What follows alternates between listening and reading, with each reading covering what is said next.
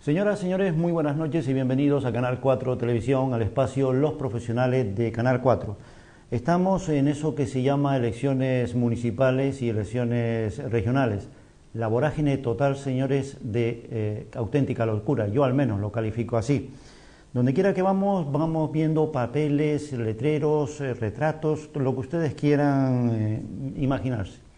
Bueno, pues afortunadamente hay municipios que todavía tienen sentido común y ven que el medio ambiente es fundamental para preservar no solamente la imagen nuestra, sino la de nuevas generaciones.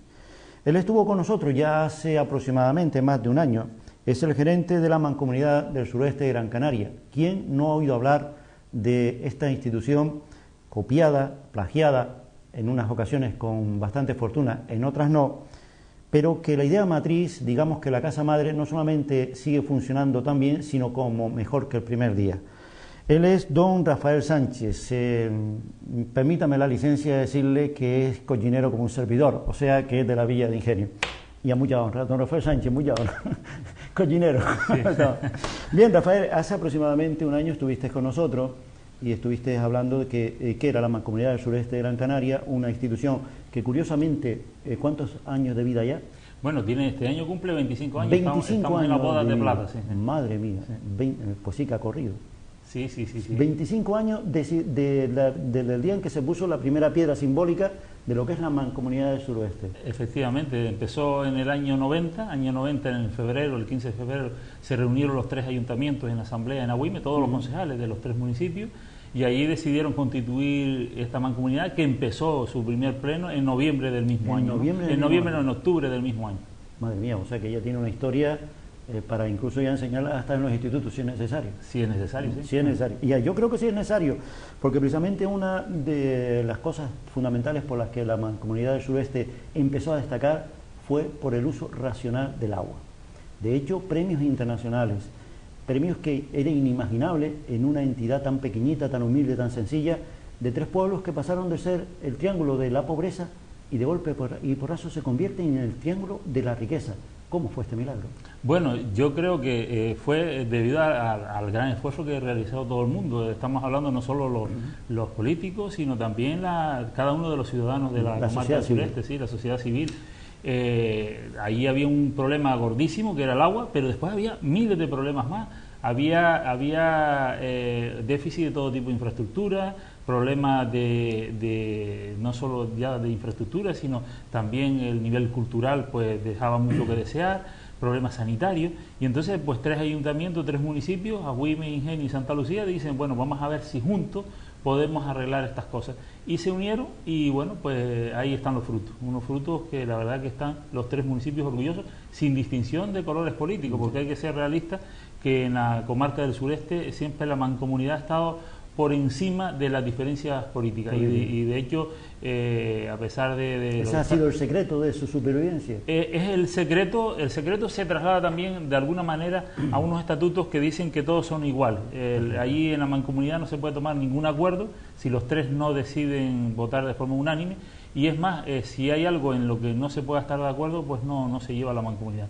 Rafael, ¿cómo funciona una mancomunidad por dentro? Es decir, tengo entendido de que la presidencia es rotativa entre los tres municipios. Sí, cada año cuando llega el día de celebración de la constitución de la mancomunidad, que como decía es a finales del mes de octubre, pues en ese momento se cambia de presidente y se saca la foto, pero realmente el funcionamiento interno, los tres siguen siendo de alguna manera partícipes, y a uno le toca, como dicen ellos utilizan una frase que no podemos decir en los medios, porque cuando de hecho pueden entenderla cuando ha cambiado a mujer, pues ya esa frase ha habido que reformarla, ¿no? Sí. Y entonces pues uno es el que se encarga de uno de los alcaldes, muy de broma, esto se dice muy de broma entre ellos, ¿no? Entre los tres alcaldes, con respeto. Y entonces pues uno de ellos, uno de los alcaldes o la alcaldesa, pues preside la mancomunidad y es la que se encarga, ¿Durante cuánto tiempo? Durante un año solamente, sí. Y durante ese año, pues, es el que tiene que, digamos, representarlo en todos los sentidos. Me refiero, pues, a la hora de dar una rueda de prensa, la única persona que habla es el presidente. A la hora de cualquier acto institucional, el presidente es el que tiene la voz. Habla por los tres. Desligado de cualquier connotación política. Desligado de cualquier connotación política, sí, sí. ¿Por qué en la mancomunidad, cuando nace, su primer objetivo es el agua? O por lo menos es la base fundamental en la que se han centrado. Sí, la situación en aquel momento era caótica, catastrófica. Hay que tener en cuenta que, por un lado, Canarias es uno de los sitios extrañísimos de España y del mundo en el cual el agua no es pública, no es de propiedad pública, sino que es privada.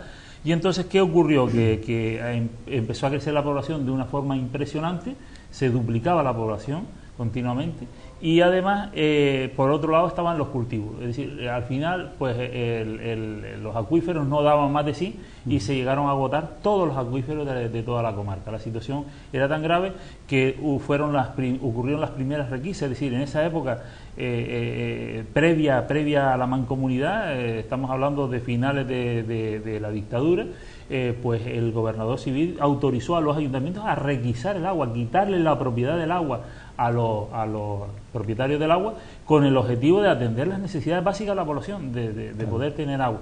Eso quizás nosotros en los cascos, digamos, más retirados de la costa no lo sufrimos, ni en Ingenio, ni en Agüime, ni en Santa Lucía Casco, ¿no? Sin embargo, las zonas de costa lo pasaron muy mal, muy mal. Y entonces, a partir de ahí, pues vieron que el problema más grave era ese, a la vez que había que plantear también otras infraestructuras, y seguro nos acordamos en esa época de que todas las viviendas pues no tenían alcantarillado y tenían sus fosas sépticas o sus pozos negros. Era negro porque se lo llevaba todo y no se sabía dónde iba, iba a contaminar. Todavía existe, a pesar de que haya conexiones ya a la red viaria. Efectivamente, desgraciadamente eso contribuía a contaminar el acuífero y a empeorar la situación. Entonces, bueno, pues a partir de ahí, por un lado estaba la depuradora, quizás fue la primera instalación que se puso en marcha porque ya estaba construida. En el sureste de Gran Canaria. En el sureste de Gran Canaria se empezaron a recoger las aguas de los 3 municipios y luego, posteriormente, ya en el año 1993, ya se puso en marcha la desaladora, que empezó, digamos, a solucionar paulatinamente el problema del agua en la comarca, hasta que ya se solucionó. Y hoy nuestra comarca en ese sentido no solo no tiene problemas, sino que es un referente a nivel mundial, y eso sin ningún tipo de... Hombre, Londres, de molestia, Chicago, ¿no? Y la ONU, que ha significado... ¿Cómo fue esta aventura? ¿Cómo un día se le ocurren a ustedes saltar el charco? Bueno, es que todo el mundo se ha quedado loco, dice, chacho, ¿estos tenían tanta imagen o tanto poder? No, bueno, poder, la humildad que siempre ha habido en el sureste, ¿no? Sin embargo, sí éramos conscientes de que lo que estábamos haciendo en la comarca trascendía nuestras fronteras. Es decir, habíamos conseguido, y digo habíamos porque hablo en plural, incluyendo a todas y cada una de las personas, desde la gente que vive, como digo yo siempre, en Aguatones, y los que viven en el extremo allá de la orilla de Sardina, y los de la costa y los de la cumbre, ¿no? Es decir, todos juntos, de alguna manera, habíamos realizado un proyecto de cambio tan radical que era un modelo a seguir. Y entonces, bueno, pues hay alguien que viene de fuera y empieza a darse cuenta que, oye, ustedes están haciendo algo que es muy importante para el mundo, para que la gente lo copie en diversos sitios del mundo. Y entonces lo primero fue pues nos animaron a presentarlo a premios nacionales que nos dieron año tras año, un año sí, volvíamos ¿Proyectos que presentaron proyectos de lo que estábamos haciendo, no eran proyectos, los proyectos europeos que sí presentaban proyectos europeos, teníamos éxito en las adjudicaciones, nos tocaron bastantes proyectos europeos, ¿no? Sino estoy hablando de propuestas de premios, ¿no? Y entonces pues nos presentamos a los premios de la Fundación Foro Medioambiental, y bueno, pues el primer año pues nos entrega el premio la ministra de Medio Ambiente, Narbona. Otro año pues nos lo entregó la actual reina de España. Es decir, y estaban viendo que aquí había algo más, y nos decía algún componente del jurado, nos dice, es que ustedes están haciendo las cosas de una manera que es imposible que un jurado tenga dudas para valorar lo que están haciendo. Dice, esto no se está haciendo en otro sitio. Fundamentalmente en el medio ambiente. Medio ambiente, sí, temas de agua, energías renovables, etcétera, ¿no? Es decir, el conjunto, los residuos. El sureste sigue siendo todavía un referente en Canarias en el tema y eso que ya se está recogiendo, se hace recogida selectiva en casi todos los municipios, pero nosotros seguimos siendo el doble de la media de Canarias. Es decir, un habitante del sureste recicla el doble de kilos que cualquier habitante del resto de de Canarias. En el cartón, pues vez y medio. Es decir, tenemos una distinción que hace que la gente se lo haya mamado a ellos mismos. Es decir, esto no es un tema de que a nadie se le pone una pistola para que recicle. La gente lo hace porque quiere, porque está convencido. Lo mismo ocurre en el agua, se han bajado muchísimo los índices de consumo. En el tema de la basura, el otro día, hoy salió publicado en los periódicos una nota que enviamos, se ha bajado casi un 40% los residuos que generan cada persona. Sí, es decir, los residuos que generan cada uno de los habitantes. Es decir, no estamos hablando de que si porque separamos tenemos menos, no, estamos sumándolo todo, sumando los que se reciclan y los que no se reciclan. Y sumándolo todo, los habitantes del sureste desde el año 2000 hasta ahora casi han bajado un 40% en la bolsa de la basura por kilo. Ahorro de dinero en todos los sentidos, y además encima una parte importante de esa basura está yendo a reciclaje. Estamos en los niveles de reciclaje que tienen lo que nosotros decíamos antes, los países europeos reciclan, pues el sureste es igual que los países europeos ahora mismo. Estos países del norte de Europa que tanto reciclan, nosotros estamos en esos niveles, ¿no? Y eso es la gente, es decir, se ha hecho desde la mancomunidad y desde la conciencia. Yo creo que todos, es decir, todos hemos aprendido de las asociaciones de vecinos, cada ayuntamiento que se lo toma en serio, independiente, como decía antes, el color político. Ahí vemos el municipio de Ingenio, por ejemplo, que ha tenido diversos colores políticos y no había cambiado ni un ápice esa voluntad de luchar, de avanzar hacia conseguir estos objetivos, ¿no? Y luego cuando el paso a la ONU fue simplemente que en función de esto pues nos llaman de Londres y nos dicen, mire, es que estamos viendo que en España ustedes están siendo referentes en varios temas, ¿no? En temas medioambientales, de agua, energía, residuos, etcétera, ¿no? Y entonces dice, coño, les animamos a que se presenten. Y nosotros nos presentamos, y siempre digo la anécdota esa de cuando llegamos allí, asustados, acojonados, porque claro, nosotros veíamos que cualquiera dice dónde he llegado. Sí, fue en Londres precisamente este tema, y claro, con nuestra humildad y nuestros conocimientos, pues no estábamos a la altura, o creíamos no estar a la altura de los que estaban allí. Ahí estaba, por ejemplo, el alcalde de Pekín, que además llevaba una corte detrás de él, que a todo el mundo le inclinaba la cabeza, que nadie le podía mirar la cara, y nosotros sin saber nada fuimos a saludarlo y le dimos la mano y casi nos pegan. Veíamos, por ejemplo, el hermano de rey de Arabia Saudí. Menos mal que estamos en Londres. Sí, el hermano de rey de Arabia Saudí, que llevaba como representante para exponer el proyecto el mejor arquitecto paisajista del mundo, un alemán que casualmente yo conocía por revistas y cosas de esas, y digo, este hombre es el que presenta ese proyecto y nosotros vamos a hacer aquí. Nosotros estábamos asustados. Entonces empezamos a ver que claro, que esos grandes proyectos que se veían en el mundo de comunidades para vivir y todo eso, le faltaba algo. Era lo que teníamos nosotros. Y entonces ahí fue la primera vez que nos dieron un premio a escala mundial de las mejores prácticas de desarrollo sostenible a nivel mundial. O sea, en definitiva les faltaba humanidad. Sí, le faltaba llegar a la gente, que la gente fuera partícipe de todos esos proyectos. Y entonces, pues ahí digamos, nos hinchamos, ¿no? Y entonces uno tiene que presumir de lo que coge, ¿no? Y desde allí mismo, dijeron, oye, ¿qué es la experiencia ustedes en la parte de agua? Tienen que explicarla en Naciones Unidas. Y entonces nos invitaron a ir a Naciones Unidas. ¿De dónde saltaron directamente a Estados Unidos? Sí, y claro, yo nunca había estado en Nueva York, yo he viajado mucho, pero en Nueva York no había estado nunca, y en Naciones Unidas pues no sé, no lo había visto sino en la foto, ¿no? Y fuimos allí a exponer nuestro proyecto, y allí pues en la sede central de Naciones Unidas pues expusimos lo que hacíamos aquí, y sobre todo teniendo en cuenta que hay muchísimos países emergentes donde el problema del agua es muy grave, y la experiencia nuestra les puede valer de mucho. Lo que nosotros hemos hecho les puede valer.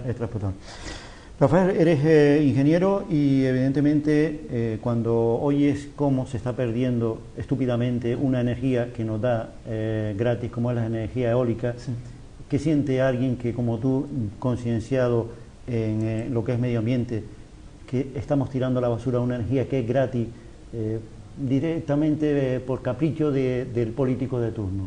Y sobre todo, da la casualidad que los mejores parques eólicos, creo que de Europa, uno de los mejores, está precisamente en Santa Lucía de Tirajana. Esa energía que nos viene gratis, que además es limpia, que la factura de la luz se reduciría estupendamente pudiendo destinarse ese dinero a otras cosas como servicios sociales. Para un ingeniero y para alguien que comanda una mancomunidad que vive velando por lo que es el medio ambiente, ¿qué sientes cuando ves que se nos frustra esto? Bueno, de entrada... Fuera de las connotaciones económicas que tendrán asociaciones de proveedores y demás. Una enorme tristeza, así de claro. Ten en cuenta que nuestras oficinas están en Arenales, por donde pasa el viento cada día, donde cerrar la puerta del coche muchos de los días es complicado porque el viento no te deja.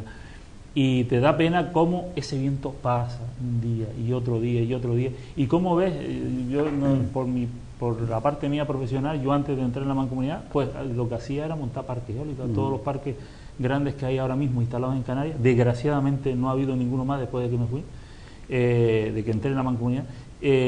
Pues me tocaron instalarlos a mí, me tocó trabajar en esos parques, ¿no? En los valles, allí en, ¿cómo se llama?, en Lanzarote, el de Costa Calma, el sur de Fuerteventura, que era el más grande en esa época, de uno de los mayores de España, el de Juan Grande, el de Finca de Mogán en Tenerife. Sí, me tocó los grandes parques llevar a hacer las obras, con lo cual, digamos, soy más sensible todavía, si cabe, al tema de la energía eólica, ¿no? Y en general a todas las renovables. Entonces te da muchísima pena sabiendo el gran recurso eólico que tiene Canarias, porque todas las islas tienen zonas con viento. El gran recurso eólico que tiene Canarias, como bien decías, en nuestra comarca está el parque eólico que más produce del mundo, está en el récord Guinness del mundo, que es el que está en el Cabezo, en la montaña de Agüimes, ¿sí? Uno de 3 molinitos, que no es del propietario, en paz descanse, era de León. Bueno, pues te da una pena enorme sabiendo que además cualquier persona que quiera montar un parque eólico podría montarlo y su negocio se podría cubrir los gastos y todas estas cosas, incluso ganar dinero. Puede vender la energía a 89 euros y a nosotros, al Estado español, le cuesta producir la energía con energías fósiles, con un ELCO, a 250 euros el megavatio, de 89 a 250 euros. Sí. Es decir, perder ese dinero, cada megavatio que estamos consumiendo en Canarias, estamos perdiendo esa diferencia, más de 100 euros que estamos botando a la basura. Yo no soy de los que dicen que es que un ELCO o Endesa se está poniendo rico con eso, sino simplemente porque es que con energías fósiles les cuesta ese dinero y el otro vale este. Entonces, para nosotros tener un recibo de la luz similar al que tienen los peninsulares, pues han tenido que compensar a esas empresas. Y es triste que se esté gastando ese dinero en compensaciones cuando podía estar destinado a hacer viviendas sociales, que hay un montón de gente que no tiene casa, o que se las han quitado con esta dichosa crisis. Montón de gente que están en lista de espera y no se puede gastar más dinero en sanidad porque no hay dinero. Montón de gente que está pasando lo fatal, que no tiene empleo, cuando existe una solución inmediata que nadie la discute. El tema de es que yo no conozco un partido que esté en contra de esto, pero la realidad es que ninguno está tampoco en la línea de solucionarlo. Y ese es un problema. Salvo ese criterio que, como bien decías, en nuestra comarca, que existe ese sentimiento de intentar resolver este problema, fuera de nuestra comarca, la realidad es que no se ven, que se den los pasos adecuados. Yo te voy a contar una anécdota de un compañero tuyo, ingeniero, se llama don Alfonso Chadana. Bueno, presentó en el Ministerio de Industria una serie de proyectos de mini molinos, curiosamente, y aburrido, se fue a Galicia y vendió el proyecto en Galicia. Hoy está funcionando en Galicia porque allí le simplificaron el trámite burocrático, un proyecto que hubiera quedado aquí en Canarias y que ya estaba aprobado. El político de turno o la política de turno o quien sea, tan ciego está para no darse cuenta de esa realidad, porque yo supongo que de la misma forma que tú eres ingeniero, supongo que el ministro de turno, o el político de turno o el consejero de turno debe tener también un equipo técnico que lo asesore. O aquí hay intereses ocultos, quizá que están luchando yo creo que aquí ha pasado de todo. Es decir, aquí se incluye no solo la ambición negativa, sino también el personalismo, ¿no? El protagonismo. Y ahí vemos la creación de unos concursos que han querido protagonizar determinadas personas y lo que han hecho es complicar más las cosas. La maraña administrativa de Canarias es tan compleja que nos decía, nosotros tuvimos una época que nos hacía informes un catedrático de Derecho Administrativo que está en la Universidad Pompeu Fabra. Él es de aquí, de Canarias, pero es el catedrático de Derecho Administrativo más joven de España, un hombre preparadísimo. Y él dice, es que cada vez que se hace una norma aquí, la complican más. Ahí se hizo una, cuento un detalle, la de las directrices turísticas del territorio, ¿no? Y en esa, digamos, se pretendió que los agricultores pudiesen realizar instalaciones de energías renovables para que compensara un poco los costes de la agricultura con las energías renovables, para que les fuese rentable los cultivos, ¿no? La voluntad, pues la voluntad evidentemente debió ser bastante buena, porque se tenía la intención de que este sector primario nuestro, que también está en el suelo, pues pudiera florecer. Bueno, pues le ponen un límite, dice, pues vamos a llamarla al listo de turno, porque es la palabra que utilizamos los canarios, ¿no? El listo de turno, el enterado de la caja del agua, dice, pues bueno, pues vamos a poner un límite de 1 megavatio, 1 megavatio. Señores, en ese momento ya, si le hubieran preguntado a un experto, saben que los aerogeneradores que están en el mercado, que tienen unos rendimientos adecuados y unos costes adecuados, son de 2 megavatios, el más pequeño. Los demás es una quimera, los demás son potencias más bajas que están fuera de precio de mercado, que no entran en esa competición, ¿no? Entonces, lo mínimo que podían haber pensado era, señores, vamos a no poner límites, vamos a hablar de límites del territorio, vamos a hablar de otro tipo de límites, pero no el límite de la tecnología, porque la tecnología varía continuamente. Ahí tenemos el aerogenerador ese de Arinaga, 5 megavatios. Yo creo que cuando yo empecé con el tema de los parques eólicos, a mí me decía alguien de 5 megavatios y decía que estaba soñando en la luna. Porque era imposible. Era imposible. Estamos hablando de aerogeneradores de 300 kilovatios. Y estamos hablando de Arinaga de 5.000 kilovatios. Y ahora uno de 8.000 kilovatios. Un aerogenerador, el de Arinaga ahora mismo, te sirve para alimentar 7.500 viviendas. El viento que recoge ese aerogenerador ahí da la energía que consume 7.500 viviendas. Y el otro, el que se va a poner a lo largo del próximo año, ese produce la energía de 12.500 viviendas. Es decir, más que el pueblo de Ingenio. Increíble. Y medio hotel de vamos. Desde luego, la ceguera administrativa, política es manifiesta. ¿En qué está trabajando actualmente la Mancomunidad? Bueno, la Mancomunidad tiene como base un plan de desarrollo sostenible que se ha realizado bajo la dirección de Roque Calero, que es el director, bueno, recientemente está jubilado, ¿no? Pero ha sido catedrático de la Universidad de Las Palmas. Y bueno, esa es, digamos, la guía burros nuestra para todos los proyectos que vamos a hacer. No significa que tengamos que en el plan vengan definidos qué tipo de proyecto con nombre y apellido, sino las ideas a las que debemos avanzar, ¿no? Y entonces, pues bueno, pues ese es el guía burro. Y el proyecto estrella que tenemos nosotros ahora mismo, porque a la gente le gusta oír de proyectos estrella más que del proyecto del día a día, que tenemos un montón y quizás hablaremos posteriormente de uno de ellos, de los pequeñitos. El proyecto estrella es que nuestro ciclo del agua queremos ya que este año sacar a concurso el aislarlo totalmente de la red, no conectarnos a la red eléctrica insular, solo con energía renovable. Ese es el objetivo de ese proyecto. Nosotros producimos ahora mismo, tenemos una desaladora que produce 33.000 metros cúbicos día. Eso para que la gente tenga una idea, que eso significa que al año da 12 hectómetros cúbicos, que es lo máximo a lo que ha llegado la presa de Soria.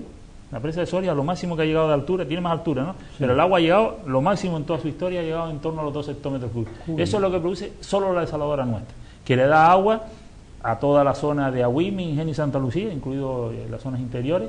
En el caso de Santa Lucía llega incluso, tenemos una red que llega hasta el casco de San Bartolomé, también le da agua aparte de San Bartolomé cuando la necesita, y en algunas ocasiones cuando ha hecho falta, incluso en Telde, pues nos han pedido que les echemos una mano, y esa desaladora tiene capacidad para también atender cuando hay una necesidad en los municipios limítrofes, pues estamos para eso, todos los municipios estamos para ayudarnos unos a otros. Que la desalinización ha sido una asignatura que tienen sobresaliente alto. Exactamente, siempre hemos ido por delante anteponiéndonos. Ten en cuenta que en el sureste la población crece a tal velocidad que como no vayas por delante te quedas atrás. Te quedas atrás. Imagínate, Ingenio pasa de golpe y porrazo de 10.000 habitantes a 26.000, te quedas tú. Y ya va por 30. Y va por 30. Imagínate, uno dice, ¿dónde estaba yo? Santa Lucía de Tirajana, por ejemplo, que estaba en unos 30.000, 30 y pico mil habitantes, está hoy casi en 70.000 habitantes. En 70.000 habitantes. Sí. Rafael, vuelve de nuevo, dice que el pasado siempre vuelve. Cuando se hace malo se dicen cosas malas. Estoy oyendo constantemente ese fantasma que habla de regasificadora en Playa de Arinaga. Recientemente leí un último artículo de don Antonio Morales, que es un defensor a ultranza de que en su municipio eso no se pone, pero parece que alguien está empeñado en vendernos, y sobre todo he oído a algún político recientemente, la energía que sustituye a la energía, en este caso orgánica, va a ser el gas, porque es una energía, no es tan sucia y es una energía barata. Cuando oyes esto, dos cosas: o yo soy tonto o imbécil, o la señora que lo está diciendo y sabes a quién me refiero, pues evidentemente, señora, infórmese antes de decir semejante disparate. Yo lo voy a explicar para que lo entiendan porque mucha gente dice, de la otra calle. vez Antonio Morales con otro artículo. Y luego lo vemos con los ingenieros. Es decir, primero vamos a verlo con la gente te lo pregunto como persona y luego como técnico. Sí, efectivamente. Vamos a ver. Yo lo explico con un lenguaje básico. Primero, una regasificadora tiene que estar a una distancia de una población que cuando se planteó eso, era una solución. Estamos hablando de los años del PECAN de los años 80. No estamos hablando de una cosa reciente, sino de los años 80. En aquella época, en esa zona no había viviendas prácticamente ninguna, había muy pocas, me refiero cerca de la regasificadora. Era una energía emergente y se pensaba, era un combustible que se estaba empezando a implantar y bien, no estaba mal haberlo pensado así. De hecho, nadie se opuso inicialmente a eso. Sin embargo, la población va creciendo y dice, bueno, aquí, si tú dijiste que la iba a estar aquí, ya no puede ser porque tienes una población aquí y ya no lo puede hacer. Entonces, tú empiezas a analizar y dices, bueno, por distancia a población, ¿en qué sitio cabe? Pues no cabe en ningún sitio. No cabe en Las Palmas, no cabe en Telde, no cabe en Ingenio, no cabe en Agüime, no cabe en Santa Lucía, no cabe en San Bartolomé. Entonces, si no cabe en ninguno de esos sitios, que es donde tienen puertos, pues no se puede poner. Eso de entrada. Eso estamos hablando ahora del aspecto físico. Y ahora vamos al aspecto práctico. El aspecto práctico. El técnico. El aspecto, sí. Uno gana un sueldo, una cantidad de dinero, y cuando llega el verano dice uno dice, ya, yo tengo que reformar la cocina, que la tengo hecha un asco. O nos vamos de viaje a Tailandia. Y dice uno, coño, si hacemos la cocina no podemos ir de viaje. O hacemos la cocina o nos vamos de viaje. Y ahí es donde quería yo llegar. Si hay dinero para invertirlo en energía, que sean renovables. Tiene dos opciones: o gastas en energías renovables o gastas en esa regasificadora. Y Antonio Morales lo único que está diciendo es eso. Dice, si tú el dinero que tienes, que es justito, lo destinas a la regasificadora se tiene que amortizar. Claro. Y si se tiene que amortizar, el dinero se tiene que dedicar solo a la regasificadora y no a las renovables. Es simplemente una propuesta clarísima. Es decir, cuando alguno dice, el gas cuesta menos, bueno, pues que cueste menos, ¿vale? Yo no te estoy diciendo que el gas cueste más o cueste menos. El gas contamina más o menos. Tampoco quiero entrar en eso que contamina más o menos, que puede ser verdad. No, yo estoy entrando en lo otro. Si tú te gastas el dinero en la regasificadora y la tienes que amortizar, porque eso hay que pagarlo, no puedes dedicarte a las otras energías. Es así de claro. Ahí está pasando, y ahora lo explico con un ejemplo claro, lo que está pasando en el resto de España. El resto de España, cuando vino el gas, pues todas las compañías eléctricas dicen, no, gas, y empiezan a montar ciclos combinados que utilizan el gas. Son instalaciones de muy alto rendimiento y todas estas cosas, ¿no? No estamos hablando de una tecnología obsoleta, es una tecnología que era muy interesante en aquel momento. Y empieza a instalar el grupo de gas. ¿Qué pasó? Que viene la crisis y no se consume energía y todos esos grupos están parados. No solo algunos están parados, sino que han tenido que desmontarlo, con la cantidad de millones que vale eso. Han tenido no solo que desmontarlo, sino que el resto está pidiendo a las eléctricas que les paguen un canon, porque yo instalé una instalación y no la utilizo. No, si usted la hizo, ¿por qué quiso? Claro. Pues lo mismo es lo que ocurre con el tema de la regasificadora. No estamos diciendo otra cosa que esta. Si tú te gastas el dinero en montar una regasificadora, evidentemente, si tienes que amortizarla, de nada te vale poner energías renovables. Es así de claro. Eso independientemente que hay otros aspectos técnicos, como puede ser el tema de la flexibilidad que tienen los grupos de ciclo combinado para que sean eficientes con respecto a las renovables. Las renovables son energías variables. Cuando hay viento se produce, y cuando no hay viento no se produce. La fotovoltaica, cuando hay sol, produce, y cuando no hay sol no produce. ¿Qué ocurre? Si tú metes un grupo que no es flexible, que no es capaz de pararse cuando haya sol o cuando haya viento rápidamente, pues entonces tienes un problema. Y un grupo de ciclo combinado no es tan flexible. Por eso nosotros en el mismo plan hemos realizado un estudio con la gente de Roque Calero, un estudio en el cual se demuestra que con grupos más pequeños de otro combustible que no es precisamente el gas, sino el fuel oil, gasoil en concreto, son grupos más flexibles y permite que cuando haya viento y separas el grupo o lo bajas de revoluciones. ¿Ya han hecho experimentos sobre sí, eso no hace falta hacer experimentos, porque esos son estudios. Las curvas se saben, no son datos que tú necesites montarlos, sino y entonces pues esos grupos tienen unos consumos más altos, pero como tú lo que vas a hacer es parar el grupo cuando eso tenga viento, pues te sale más económico. Y entonces la producción es más viable. Y esa es una propuesta que se le planteó, entre otros, y tiene muchísimo conocimiento de esto, por ejemplo, el que hoy se presenta al Cabildo por Unidos por Gran Canaria. El presidente del Cabildo de Gran Canaria encargó también ese proyecto. Bravo Laguna. Bravo de Laguna, encargó ese proyecto. Así que estamos hablando que el proyecto ha trascendido lo que es la comarca del sureste. Vamos a ver si... Señores, así termina la primera parte de los profesionales de Canal 4 Televisión. Hoy con don Rafael Sánchez, ingeniero y además es gerente de la Mancomunidad del Sureste de Gran Canaria. Volvemos en unos minutos.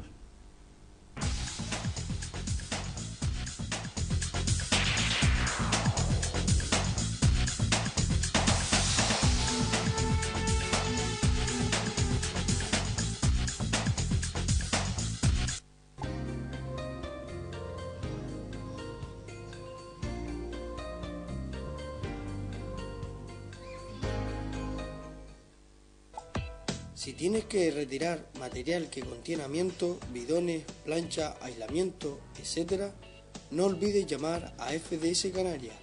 Lo retiramos y te entregamos la documentación de autorizado por un coste razonable. FDS Canarias, siempre apostando por el medio ambiente.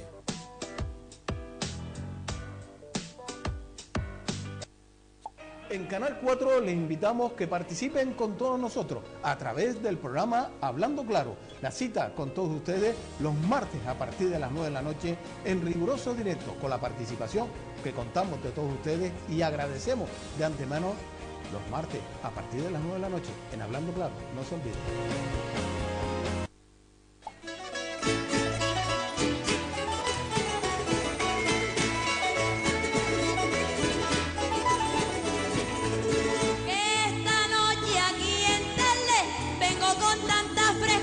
Por si ustedes no lo saben, vengo de Fuerteventura.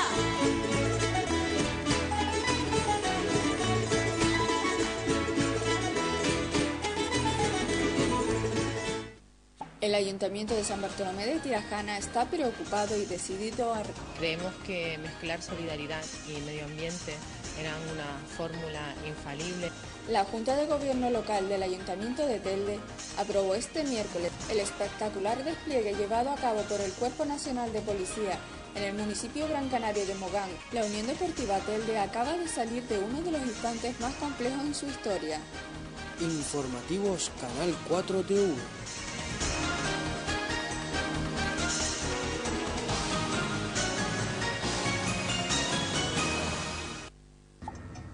Hola, soy Juan Santana. Les invito a entrar en este espacio Yamayá de lunes a viernes de 11 a 12 aquí en Canal 4 TV. Un umbral lleno de esperanzas, de respuestas, de ilusión, de misterios y sobre todo de muchísima fuerza. Os espero. FDS Canarias. Ya puedes retirar los aparatos eléctricos y electrónicos. No te olvides que recogemos todo tipo de aparatos eléctricos y electrónicos gratuitamente. FDS Canarias, siempre apostando por el medio ambiente.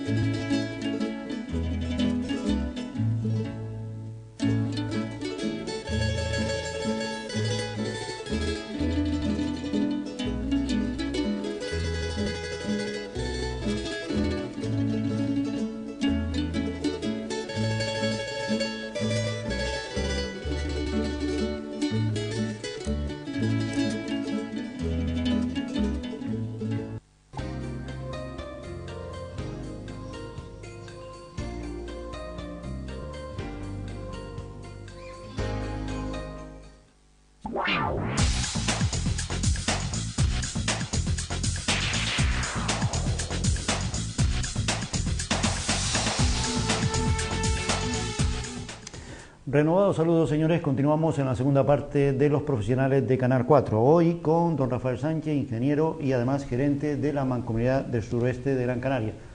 Lo que ustedes están viendo y oyendo, señores, simplemente se puede resumir en una frase: la unión hace la fuerza. 25 años que se unieron una serie de municipios con unas ilusiones muy humildes, muy sencillas, y miren a lo que han llegado. Están incluso exportando esta experiencia a otros países. Y por ahí es por donde quiero empezar la segunda parte, Rafael. Estas experiencias de ustedes, ¿hay otros países que se las han pedido? ¿Han consultado con ustedes para probar esas experiencias de esos países? Sí, nosotros colaboramos con muchísimos países en proyectos internacionales, ¿no? Desde países africanos, los más cercanos a nosotros. También aportamos experiencias. Recuerdo que una de las primeras para nosotros fue nos gustó muchísimo, que fue con un proyecto que nos metimos con la Universidad Complutense de Madrid. Y queríamos ser uno de los emplazamientos pilotos. Éramos Córdoba, Palma Mallorca y nosotros. Y estaban todas las universidades europeas importantes: la Sorbona de París, estaba la de Oxford, estaba la de Milán, de varios países también del este. Y entonces pues la experiencia era pues algo que está ocurriendo en muchos otros sitios, que es que cómo se hacían los procesos de depuración. ¿Cómo se hacían los procesos de depuración? ¿Cómo estábamos haciéndolo, ¿no? Los nuestros, evidentemente, Canarias, y no hablo ya solo del sureste, hablo de Canarias, es un laboratorio a nivel mundial. Ahora mismo, en el tema de depuración con bioreactores de membrana, yo creo que el 50% de los bioreactores, no te sabría decir si en este momento, pero sí lo fue hace un par de años, el 50% a nivel mundial estaban aquí en esta isla. Sí. ¿Por qué? Porque se tomaba de referencia para ver hacia dónde se avanzaba. Y nosotros pues podíamos aportar nuestra experiencia del sureste en materia no solo de desalación, de los avances tecnológicos que se habían conseguido, sino en reutilización de agua. Nosotros ahora mismo sacamos agua del agua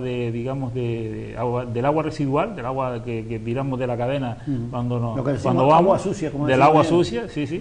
Pues de esa agua sacamos un agua parecida a esta que estamos tomando. No, por supuesto, no es para tomar, sino la usamos para invernaderos de exportación. Pero es agua de una calidad excepcional, sin color, sin olor, sin sabor, sin bacterias, un agua pura y cristalina como la que sale de cualquier naciente, ¿no? Entonces, esas experiencias se las transportamos, se las trasladamos y aprendemos también.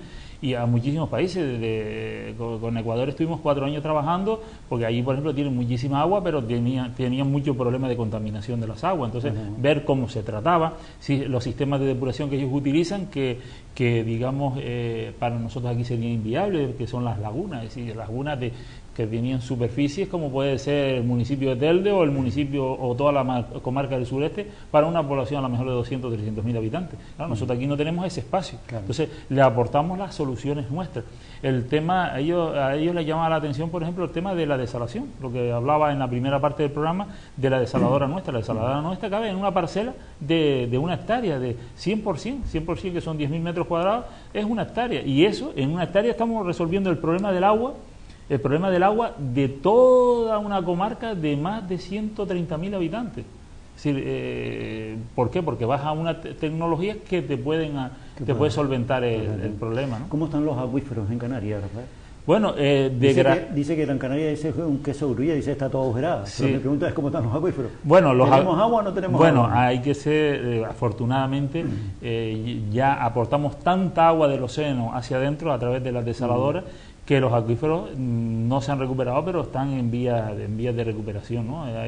No se han agotado. Los acuíferos están casi agotados, ¿no? En la zona nuestra, por ejemplo, donde se extraía muchísima agua, no solo para nuestra comarca, sino para Las Palmas. Las Palmas necesitaba, recuerdo en aquella época, 600 litros por segundo, y tenía que sacarlo de donde los hubiese. Y entonces, pues bueno, ¿qué pasó? Que llegamos a tener acuíferos altamente contaminados. Es decir, yo recuerdo en el Barranco del Polvo, vamos, es el barranco que limita el límite entre los municipios de Agüime y Santa Lucía, había un pozo bastante alejado de la costa, aquí a más de 2 kilómetros de la costa, que sacaba el agua con más sales que la del agua del mar. Fíjense hasta qué punto estaba... Sabía conectado a nivel freático. No solo a nivel freático había llegado allá arriba, sino que además las sales del terreno aumentaban la salinidad. Y entonces pues tenía sal, el agua del mar tiene 36 gramos aproximadamente de sales, y aquel tenía de otras sales, no solo cloruro sódico, que es la que tiene el agua del mar, ¿no?, sino otras sales, y llegaba a tener, pues creo que estaba en torno a los 40 y tantos gramos de sal.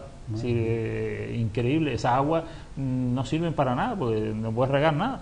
Cualquier cosa que riegas te la cargas. Mejor condenarlo, porque no sirve. Claro. Lo que estás haciendo es contaminando más el acuífero, porque claro, estás metiendo más el agua porque la gente no lo sabe. El problema de los pozos es que vas haciendo que suba el nivel del agua salada. Más vas picando, más... Claro, la presión que tienes tú cuando tienes un pozo, tienes la presión de todos los kilos de tierra que tienes encima. Si le haces un agujero, ya tienes la presión de la atmósfera. Entonces el agua del mar sube hacia el pozo. Ahí en Mogán, concretamente, el año pasado se dio un problema de abastecimiento.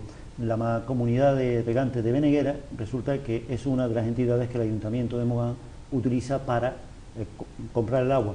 Bueno, pues le avisaron de que iban a dejar de suministrarle, porque el acuífero estaba en serio peligro de bajar el nivel que ellos creían conveniente.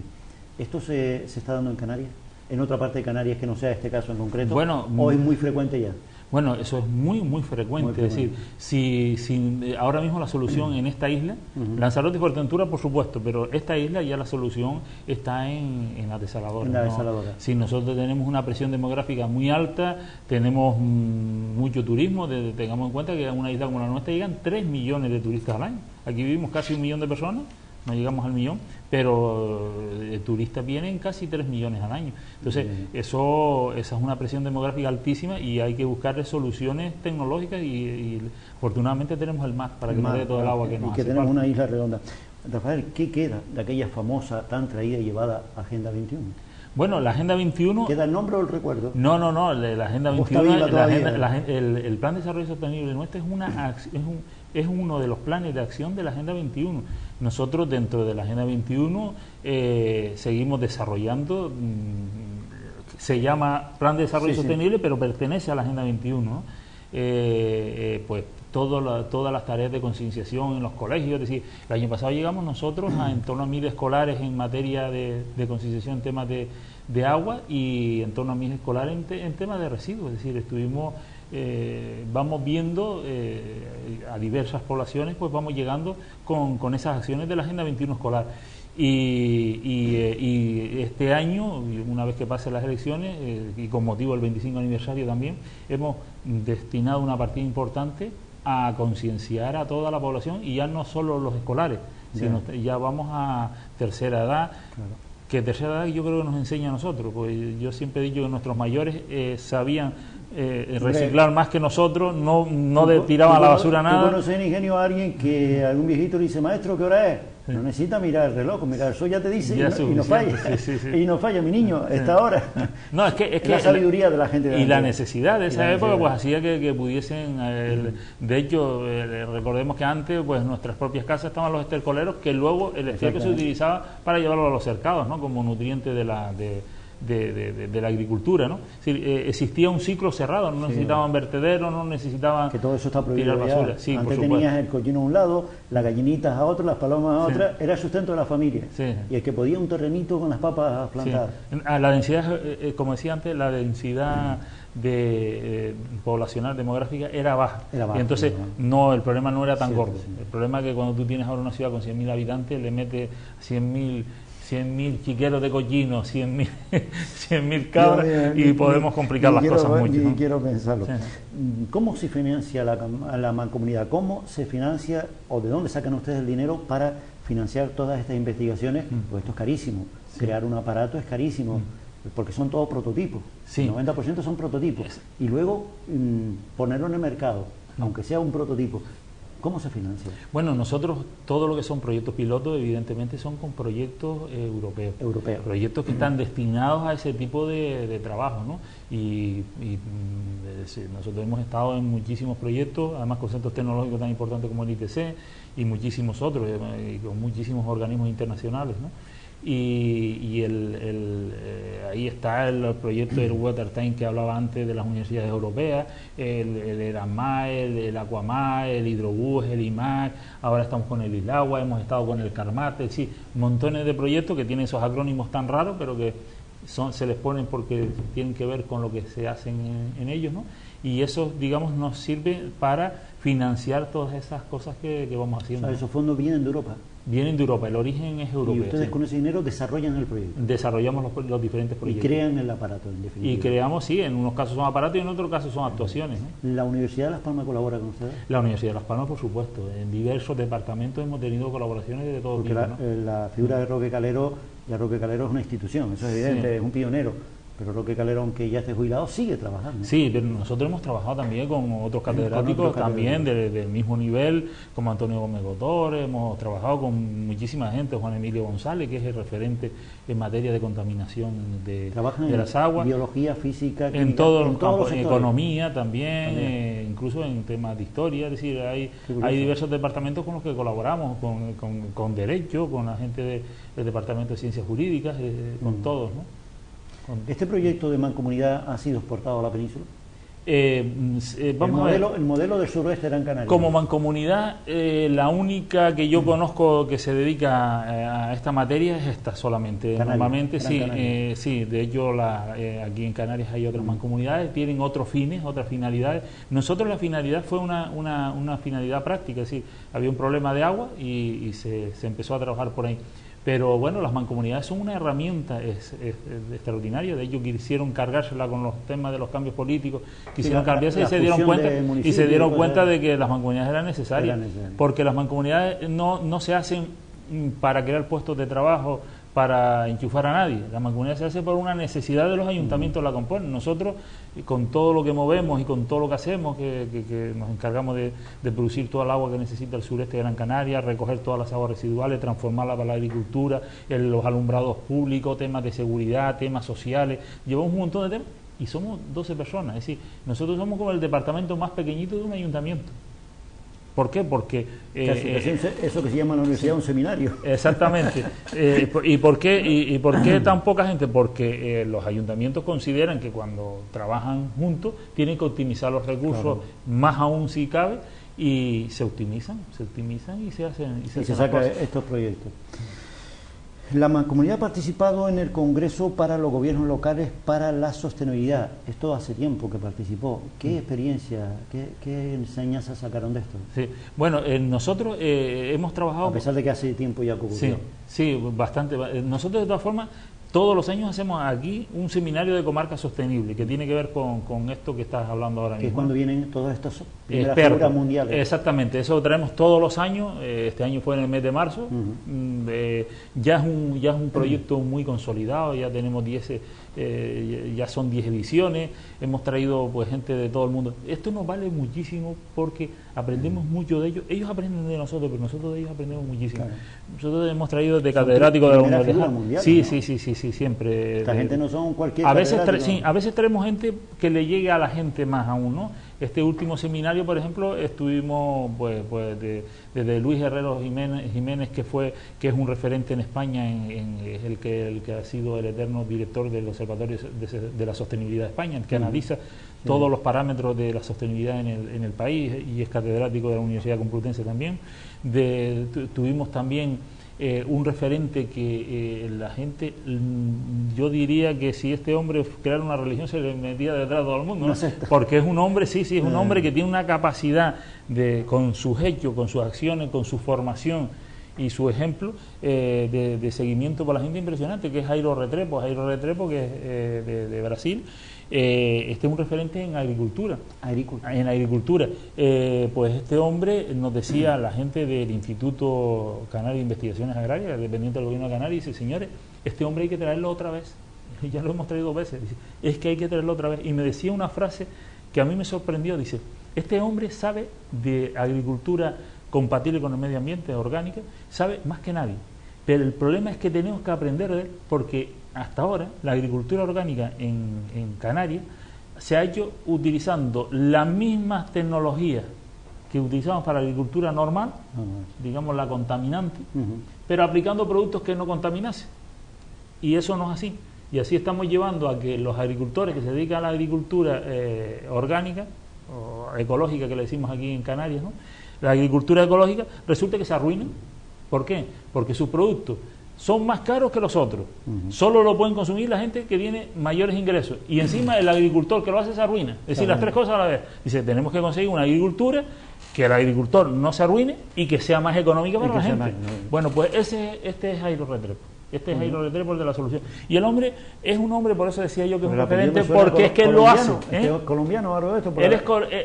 Por el apellido me suena colombiano. Bueno, él me parece que es de origen colombiano, pero digamos formado en Brasil. En Brasil, sí. Entonces, este hombre en concreto no predica con palabras, sino con el ejemplo.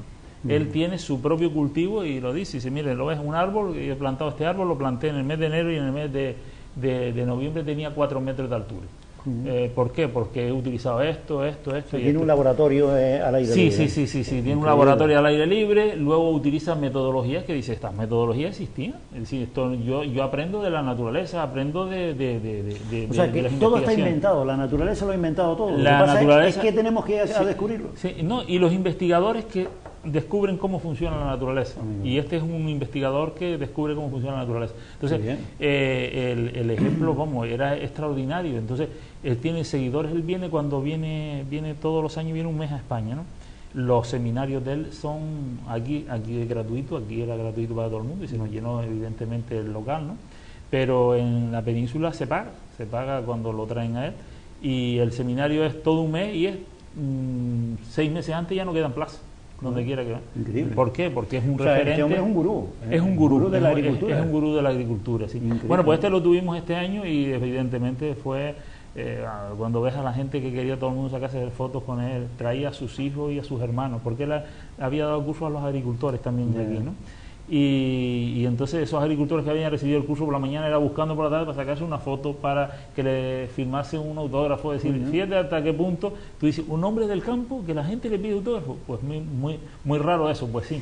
Hombre, dice que hay sabios del mar, debe haber sabios del campo también. Del campo, sí. Por cierto, desde la mancomunidad, aparte de esa labor que se hace en las escuelas, también se hace labor de información a los agricultores. Sí. En productos fitosanitarios, en química, en campaña en este caso, de productos que pueden perjudicar la tierra. Nosotros inicialmente creamos lo que se llama la unidad de control agrícola. Unidad de control. Control agrícola, sí. Esa unidad de control agrícola tenía como función y nos convertimos en lo que se llama una agrupación de tratamiento integral en la agricultura. Es una figura que figura a nivel europeo, y la mancomunidad de hecho cambió sus estatutos para conformarse como API. Y teníamos 3 técnicos, uno en Ingenio, otro en Santa Lucía, y luego el de la unidad de control que está en la mancomunidad, ¿no? El objetivo inicial fue ver de qué manera fue el momento, estamos hablando de la época de las famosas plagas, el virus de la cuchara, lo otro, el bruco. Entonces, la mosca blanca, toda esta historia. Entonces, en aquel momento empezamos a trabajar sobre alternativas, sobre todo pensando que la agricultura de exportación. Y vimos que habría una agricultura que es la agricultura integrada, por eso nos convertimos en ATIA, en la agrupación de tratamiento integrado de la agricultura, que la agricultura integrada era la agricultura intermedia entre lo que es la agricultura ecológica y la agricultura tradicional, contaminante, mala, nefasta y todo esto, ¿no?